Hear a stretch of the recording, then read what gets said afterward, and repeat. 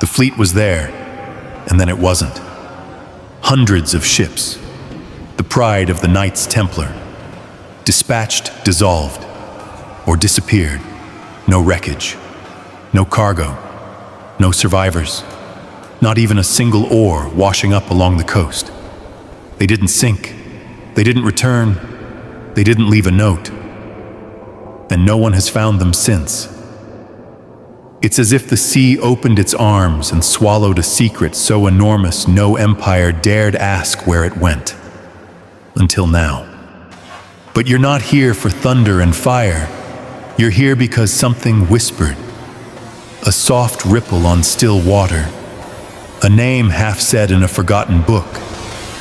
You're not chasing an answer, you're following a trail. And now that trail leads west, into the fog. You close your eyes and listen.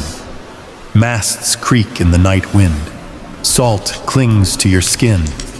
Somewhere in the dark, waves slap against a hull heavy with gold or relics or something even older than myth. The year is 1307, and you're standing on the docks of La Rochelle, France.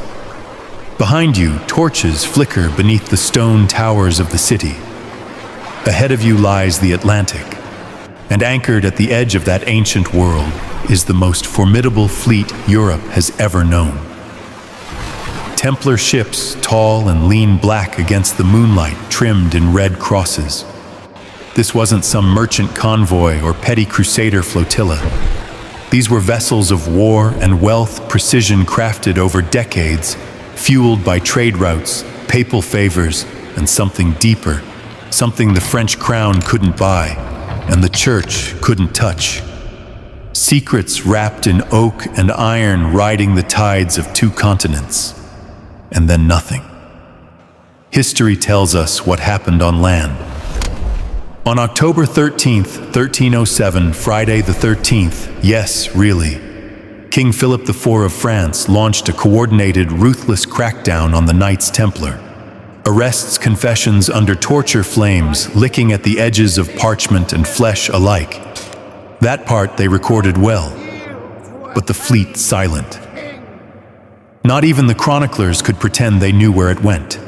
You might assume it was destroyed.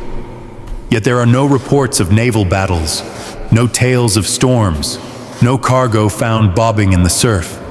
The fleet, dozens if not hundreds of ships, simply slipped the leash of recorded time. It left behind no bones, no sails, no timber. It left behind only questions. And here's the strangest part, nobody really went looking. Not seriously. It was as though the world wanted to forget that an order with that much maritime muscle had vanished on the very night its leaders were captured. Why, that's what we're going to uncover together. Not with loud declarations, but with quiet footsteps. One harbor at a time.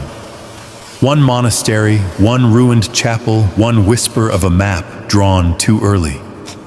You'll trace the lines of forgotten coastlines. Feel your way through shadows thicker than night. And maybe, just maybe, you'll find what's been missing since that October dawn. But let's get one thing straight. This isn't just about ships. This is about power, sacred and profane. It's about the delicate difference between erasure and escape. It's about why sometimes to truly survive, you must disappear. So settle in. Let the sea take you. Before we venture further into the shadows, take a moment to subscribe so you never miss a secret that history has tried to forget. You feel it first as weight. Not physical, but the kind of pressure that comes from secrets too large to name. The Templar fleet wasn't just a navy, it was a vault, a whisper, a warning. Its disappearance wasn't only mysterious, it was purposeful. Because what vanished wasn't merely wood and sailcloth. It was what those ships carried, what they represented, and what they threatened to expose. The Knights Templar were by 1307 more than holy warriors. They were Europe's most powerful transnational bank. They held lands across the continent, tax privileges from the Pope himself, and access to ports from Acre to Aragon. But their most valuable asset was trust. Monarchs and merchants alike entrusted the Templars with fortunes. That kind of financial sway gave them leverage far beyond what even the Vatican comfortably tolerated. And when King Philip IV of France found himself drowning in debt after costly wars with England and Flanders, he turned to the Templars' vaults, only to be met with quiet refusal. There's a reason that during the arrests, Philip didn't only seize knights, he sent men to search for ledgers, for scrolls, for maps. The crown knew the wealth wasn't in piles of gold hidden beneath the temple in Paris. It was mobile, movable, somewhere offshore. That's why the fleet mattered. This wasn't just about moving cargo from port to port. The Templar ships functioned as armored banks capable of relocating treasuries in a matter of days. Unlike land-based strongholds, a fleet could scatter, vanish, or sail to welcoming shores beyond any king's reach. And that meant, when the arrests came, there was more than time, there was motive. Some historians dismiss the scale of Templar maritime holdings, painting them as marginal compared to the grandeur of later navies.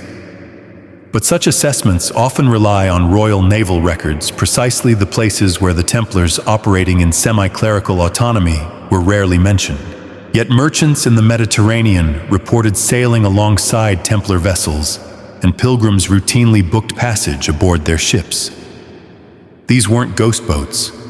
They were a shadow network known to those who needed them and invisible to those who might destroy them. And then there are the relics.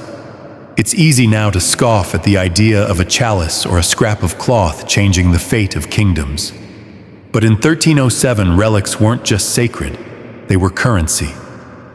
The Templars were rumored to possess many: a shard of the True Cross, the lance of Longinus, even whispers of a head bearded mummified called Baphomet by their accusers, worshipped in candlelit rituals.